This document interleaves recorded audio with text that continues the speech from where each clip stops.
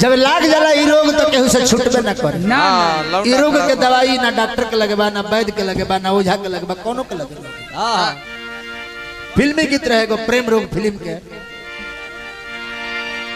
कुछ नहीं है भाता जब रोगी लग जाता मैं हूँ प्रेम रोगी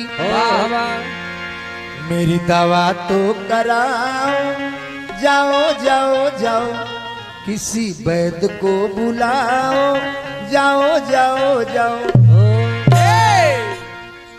को लड़का सूखल जाता सूखल जाता कितनो घी खाता काजू किशमिश बादाम खाता लेकिन दिने दिने मोटाए के चाहे तो दुबराइल जाता। ओकरा पर घी सेट नहीं करब उहे संगतिया पूछे संगी का भइल बा तोरा रे ए का भइल बा यार कहता